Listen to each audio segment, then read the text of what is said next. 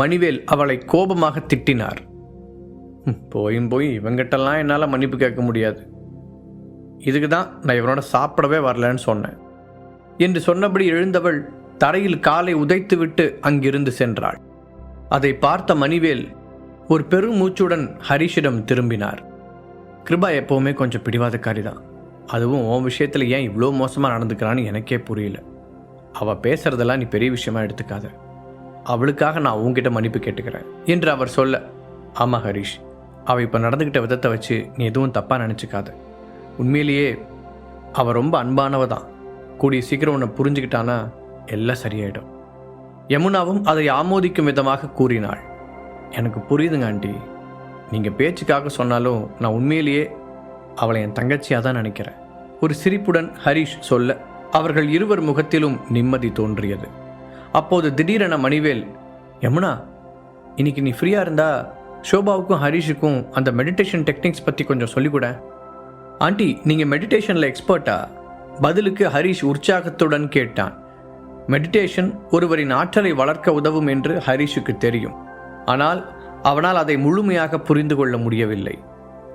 ஹரிஷ், உனக்கு இது ஆச்சரியமாக இருக்கலாம், ஆனால் உன்னோட ஆண்டி உண்மையிலேயே ஒரு பெஸ்ட் மெடிடேஷன் டீச்சர். மணிவேல் மனைவியை பற்றி பெருமையாக சொல்ல அதை கேட்டு யமுனாவின் முகம் வெட்கத்தில் சிவந்தது. உண்மையிலேயே மெடிடேஷனில் ஏகப்பட்ட டெக்னிக்ஸ் இருக்குது. காலங்காலமாக அது அடுத்தடுத்த தலைமுறைகளுக்கு கடத்தப்பட்டுட்டு வருது. அதில் நிறைய டெக்னிக்ஸ் தொலைஞ்சு போயிட்டதா சொல்கிறாங்க. ஒரு சில டெக்னிக்ஸை இதில் எக்ஸ்பர்ட்டாக இருக்கிறவங்க மட்டும்தான் இப்போவும் ஃபாலோ பண்ணுறாங்க. தனக்கு பிடித்த விஷயம் என்பதால் யமுனா ஆர்வத்துடன் பேசினாள். இப்போல்லாம் மக்கள் புகழையும் பணத்தையும் தான் தேடுறாங்க. பெரிய பெரிய ஆளுங்க கூட ஸ்ட்ராங்காகவும் பவர்ஃபுல்லாகவும் மாறுறதுல தான் கவனம் செலுத்துகிறாங்க. அதனால தான் இப்போ எல்லாரும் ஹெர்பல் மெடிசனையும் சண்டை பயிற்சிகள்லையும் மட்டும் இன்ட்ரெஸ்ட் காமிக்கிறாங்க. இருந்தாலும் அவங்க உடம்பு மனசும் எப்படி செயல்படுதுன்னு தெரிஞ்சுக்கிட்டா அது மூலமாக அவங்களால எவ்வளோ பவர்ஃபுல்லாக தங்களை உருவாக்கிக்க முடியுங்கிற உண்மையை உணரலாம். ஒரு பெருமூச்சுடன் சொன்ன யமுனா, அந்த மாதிரி டெக்னிக்ஸ் தெரிஞ்ச எக்ஸ்பர்ட்ஸ் இப்போ கொஞ்சம் பேர் தான் இருக்காங்க. அதனால் இன்னும் நிறைய டெக்னிக்ஸை வெளியில் தெரியாமலேயே அழிஞ்சு போயிடும்னு நான் பயப்படுறேன். அதனால் நீங்கள் 2 பேரும் என்கிட்ட இருந்து கற்றுக்கிற மெடிடேஷன் டெக்னிக்ஸை எப்போவும் ஞாபகத்தில் வச்சுக்கணும். உங்களோட ஆற்றலை வளர்த்துக்கிறதுக்கும் நீங்கள் ப்ராக்டிஸ் பண்ணும்போது இந்த டெக்னிக்ஸை யூஸ் பண்ணிக்கலாம். நேரம் வரும்போது நீங்கள் இதை மற்றவங்களுக்கும் கற்றுக் கொடுக்கணும். இந்த தியான மாதிரியான கலைகளை அடுத்தடுத்த தலைமுறைகளுக்கு கொண்டு சேர்க்க வேண்டியது நம்மளோட கடமை என்று அவள் அழுத்தமான குரலில் கூற, ஹரிஷ் மற்றும் ஷோபா இருவரும் ஒரே நேரத்தில் சரி என்று கூறினார்கள். யமுனா தன் மனதில் இருந்ததை வெளிப்படையாக கூறியதால் ஹரிஷுக்கு அவளின் மீதான மரியாதை அதிகரித்தது. அப்போதுதான் அவன் ஒன்றை உணர்ந்தான். ரேடியன்ஸில் நிறைய உறுப்பினர்கள் இருந்தாலும் மற்ற அமைப்புகளில் இருப்பவர்கள் அடைந்திருக்கும் வலிமையை ஒப்பிடும்போது இன்னும் அவர்கள் போக வேண்டிய தூரம் கூடுதலாக இருக்கிறது. ஒருவேளை யமுனா கூறுவது உண்மையாக இருந்தால் இந்த தியான நுட்பங்கள் சிலவற்றை ரேடியன்ஸின் மெம்பர்கள் கற்றுக்கொள்வதன் மூலம் அவர்களின் சக்தியை அதிவேகமாக உயர்த்த முடியும் என்று தோன்றியது. சரி, இப்போதைக்கு நீங்கள் 2 பேரும் போய் ரிலாக்ஸ் பண்ணுங்க, அப்புறமா நான் சொல்லித்தரேன் என யமுனா கூற ஹரிஷும் ஷோபாவும் தலையசைத்தனர். அந்த பேச்சுவார்த்தை முடிந்த பிறகு புனித்துடன் அவனுடைய வீட்டிற்கு கிளம்பிச் சென்றான் ஹரிஷ். அவர்கள் காரில் இருந்து இறங்கியவுடன் புனித் குடும்பத்தில் வேலை செய்பவர்கள் அனைவரும் அவர்களை மரியாதையுடன் வரவேற்றனர். அந்த வீட்டின் ஹாலுக்குள் நுழைந்ததும் ஹரிஷின் கண்கள்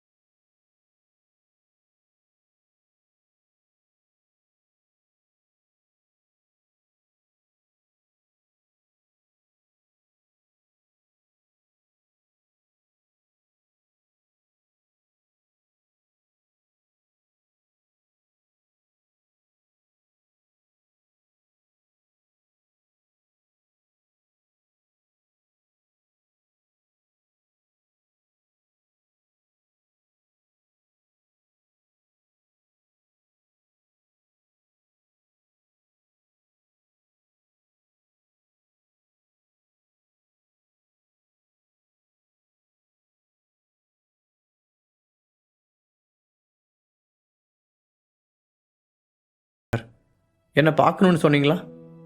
உங்களை மீட் பண்ணதில் எனக்கு ரொம்ப சந்தோஷம் என கைகளை கூப்பியபடி சொன்னான் ஹரிஷ். ஆமாம் தம்பி, நான் தான் உங்களை கூட்டிகிட்டு வர சொன்னேன், முதல்ல உட்காருங்க என்று தனக்கு முன்னால் இருந்த சோஃபாவை காட்டியவர் மனதிற்குள் ஒரு பெரு மூச்சு விட்டார். அவர்களின் வீட்டிற்கு புதிதாக வரும் யாராக இருந்தாலும் அங்கே இருக்கும் ஆடம்பர பொருட்களை பார்த்து ரொம்பவே ஆச்சரியப்படுவார்கள். திரும்ப திரும்ப அவரிடம் அதை பற்றி பாராட்டி பேசுவார்கள். ஆனால் ஹரிஷ் மட்டும் அப்படி எதுவும் செய்யாமல் அமைதியாக இருந்தான். இந்த பையன் இதெல்லாம் பார்த்ததுக்கு அப்புறமும் சாதாரணமாக இருக்கான், உண்மையிலேயே இவன் கொஞ்சம் வித்தியாசமானவன் தான் மனதிற்குள் நினைத்து கொண்டவர், காஃபி கொண்டு வாங்க என்று உள்ளே பார்த்து உத்தரவிட்டார். உடனே 2 வேலையாட்கள் வந்து வெள்ளி டம்ளரில் காஃபியை வைத்து விட்டு போனார்கள். வீட்டுக்கு வர கெஸ்ட்டுக்கே வெளியில் டம்ளரா?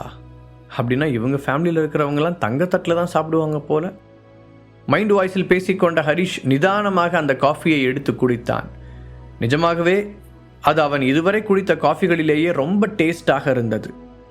காஃபி ரொம்ப நல்லா இருக்கு என்று ஹரிஷ் அதை வெளிப்படையாக பாராட்டவும் செய்தான். மனசில் பட்டதை கூச்சப்படாமல் சொல்கிறது நல்ல பழக்கம். ரொம்ப சந்தோஷம் தம்பி. அப்புறம் நான் உங்களை வர சொன்னதுக்கு காரணம், கொஞ்ச நாளைக்கு முன்னாடி என் பையன் உங்ககிட்ட நடந்துக்கிட்ட விதத்துக்கு மன்னிப்பு கேட்க தான். அவன் உங்களை ரொம்ப அவமானப்படுத்தி பேசினதாக கேள்விப்பட்டேன். அவன் சார்பாக நான் உங்ககிட்ட மன்னிப்பு கேட்டுக்கிறேன். சிவபாலன் உண்மையிலேயே ஒரு பெரிய மனிதராக நடந்து கொண்டார். பரவாயில்ல சார், இதுக்காக நீங்கள் மன்னிப்பு கேட்க வேண்டிய அவசியம்லாம் இல்லை. அது ரொம்ப சின்ன விஷயந்தான். நாங்கள் 2 பேருமே ஆல்ரெடி அதை பேசி முடிச்சுக்கிட்டோம். இப்போ நாங்கள் 2 பேரும் ரொம்ப நல்ல ஃப்ரெண்ட்ஸ் ஆகிட்டோம்னா பார்த்துக்கோங்களேன் என ஹரிஷ் மெதுவாக சிரித்தபடி சொல்ல, நாம் இப்போ ஃப்ரெண்ட்ஸ் ஆனோம். நீ என்னை எப்படி மிரட்டி இங்கேருந்து கூட்டிகிட்டு போனங்கிறது மறந்துருச்சா? அப்புறம் எப்படி நான் உன் கூட ஃப்ரெண்டாக இருப்பேன்? புனித் அவனுடைய காதில் முணுமுணுக்க, கொஞ்ச நேரம் வாயை மூடிட்டு சும்மா இருக்கியா என்று அடிக்குரலில் மிரட்டினான் ஹரிஷ். அவர்கள் இருவரும் நெருக்கமாக பேசிக்கொள்வதை பார்த்து சிவபாலன் திருப்தியாக உணர்ந்தார். தான் அவனை கட்டாயப்படுத்தி அனுப்பியதால் புனித் இன்னும் அதே வெறுப்புடன் தான் இருக்கிறானோ என்று அவர் கவலைப்பட்டு கொண்டிருந்தார். இப்போது அப்படி இல்லை என்று தெரிந்த பிறகுதான் அவருக்கு நிம்மதியாக இருந்தது. அதற்கு மேல் சிவபாலனுக்கு என்ன பேசுவதென்று தெரியாததால் சடனாக அந்த இடமே அமைதி சூழ்ந்தது. அப்புறம் கொஞ்ச நாள் என் பையன் உங்கள் கூட தான் இருக்கான், உங்களுக்கு வீணா எந்த தொந்தரவும் தரலையே? அவர் தயக்கத்துடன் மீண்டும் கேட்க, பா ஏன் இப்படிலாம் கேட்குறீங்க என பல்லை கடித்தான் புனித். அதற்குள் ஹரிஷ், என் கூட போக சொல்லி நீங்கள் தான் புனித் அனுப்பி வச்சதா கேள்விப்பட்டேன். ஃப்ராங்காக சொல்லணுன்னா புனித் எனக்கு ஒரு நல்ல துணையாக இருக்கான், அவன் எனக்கு நிறைய ஹெல்ப் கூட பண்ணான் என்று முகத்தில் இருந்த சிரிப்பு மாறாமல் அவன் சொல்ல, புனித் அவன் அப்பாவை பெருமையுடன் பார்த்தான். என் மகன் உங்ககிட்ட ஒரு வாக்கு கொடுத்தா அதை கண்டிப்பாக மதிக்கணும். சிவபாலன் உறுதியான குரலில் கூற, பரவாயில்ல சார், எனக்கும் கிட்டத்தட்ட உங்கள் பையன் வயசு தான் இருக்கும், நீங்கள் வா போன்னு சாதாரணமாகவே பேசுங்க என்றான் ஹரிஷ். சரி தம்பி என்றவர் அடுத்து பேசுவதற்கு முன்பாக கொஞ்சம் தயங்கினார். அவர் இன்று ஹரிஷை வரச் சொன்னதற்கு வேறொரு காரணமும் இருந்தது. புனித் அங்கு நடந்த எதையும் சொல்லாவிட்டாலும் ஒரே நாளில் ஹரிஷை பற்றிய மொத்த ஜாதகத்தையும் எடுக்க முடிந்த அவரால் தன் மகனை அலட்சியமாக விட மனதில்லை. அதனால் அவன் ஹரிஷுடன் என்ன செய்கிறான் என்பதை முடிந்தவரை கண்காணித்து கொண்டுதான் இருந்தார். ஹரிஷால் அக்ஷராவின் கல்யாணம் நிறுத்தப்பட்டதையும் அதன் பிறகு ரேடியன்ஸ் என்ற புதிய அமைப்பால் செழியன் ஃபேமிலி கொல்லப்பட்டதையும் அறிந்த அவருக்கு ஏதோ ஒன்று வித்தியாசமாக தோன்றியது. ஆனால் ஹரிஷ் தான் ரேடியன்ஸின் தலைவன் என்பது வரை துல்லியமாக அவரால் கண்டுபிடிக்க முடியவில்லை. இருந்தாலும் ஹரிஷுக்கும் ரேடியன்ஸ் அமைப்பிற்கும் ஏதோ ஒரு சொந்தம் உள்ளது என்பதை மட்டும் அவர் யூகித்திருந்தார். அதை பற்றி எப்படி கேட்பதென்று தெரியாமல் யோசித்தவர், அப்புறம் ஹரிஷ் தம்பி, நீயும் என்னை மாமானே கூப்பிடலாம். மணிவேல் நானும் ரொம்ப நாள் நண்பர்கள். அவன் உன்னை தன்னோட பிள்ளையாக நினைக்கிறதா தான் சொன்னான். அப்படி பார்த்தா நான் உனக்கு மாமா முறையாகும். சிவபாலன் அன்புடன் சொல்ல, நீங்கள் இவ்வளோ அன்பாக சொல்லும்போது எப்படி என்னால் மறுக்க முடியும்? சரிங்க மாமா, நான் இனிமேல் உங்களை அப்படியே கூப்பிட்றேன் என்று பதில் சொன்னான் ஹரிஷ். அவர்கள் இருவரும் சகஜமாக பேசிக்கொண்டாலும் அந்த குடும்பத்தில் இருந்த மற்றவர்கள் அதை கேட்டு அதிர்ச்சி அடைந்தனர். சிவபாலன் இதுவரை வெளியாட்கள் யாருக்கும் இந்த அளவுக்கு உரிமை கொடுத்ததில்லை. ஆனால் ஊருக்கு புதிதாக வந்திருக்கும் இந்த பையனை தன்னை மாமா என்று அழைக்கும் அனுமதியை அவராக கொடுக்கிறார். இப்படி ஒரு காட்சியை அவர்கள் முதல் முறையாக பார்க்கிறார்கள். இந்த பையன்கிட்ட அப்படி என்ன ஸ்பெஷல் என்று அவர்கள் ஆச்சரியத்துடன் ஹரிஷை பார்க்க, அப்போது கொஞ்சம் குரலை தாழ்த்தி கொண்ட சிவபாலன், அப்புறம் நான் உன்னை இங்கே வர சொன்ன உண்மையான காரணம் என்னென்னா, ஏதோ ஒரு வகையில் உனக்கும் ரேடியன்ஸ் அமைப்புக்கும் தீவிரமான ஒரு தொடர்பு இருக்கிறதா எனக்கு தோணுது. ஒருவேளை அந்த ஹெட்டுக்கு நீ ரொம்ப நெருக்கமான ஆளாக கூட இருக்கலாம். அப்படி இருந்தால் அது ரொம்ப நல்ல விஷயம். ஏன்னா அந்த அமைப்பை பற்றி நான் கேள்விப்பட்ட சில விஷயங்கள் ரொம்ப நல்லதாக தான் இருக்குது. என் பையனும் இந்த மாதிரி விஷயங்களை கற்றுக்கிறத நினச்சி நான் ரொம்ப பெருமைப்படுறேன். எதிர்காலத்தில் எங்கள் ஃபேமிலி பிஸ்னஸ்னு மொத்தத்தையும் பார்த்துக்க போகிறது அவன்தான். உன் கூட இருக்கிறது மூலமாக அவன் நிறைய விஷயங்களை கற்றுக்க முடியும்னு நம்புகிறேன். அவர் மூச்சு விடாமல் பேசி முடிக்க ஹரிஷ் ஒரு திகைப்புடன் அவரை பார்த்தான். இப்போது அவனுக்கு என்ன ரியாக்ட் செய்வதென்றே தெரியவில்லை. அவர் சொல்வதை அடியோடு மறுக்க முடியாது என்பதை உணர்ந்தவன், எனக்கும் ரேடியன்ஸ் அமைப்புக்கும் ஏதோ ஒரு கனெக்ஷன் இருக்கிறதா நீங்கள் கண்டுபிடிச்சது ஓகே தான்.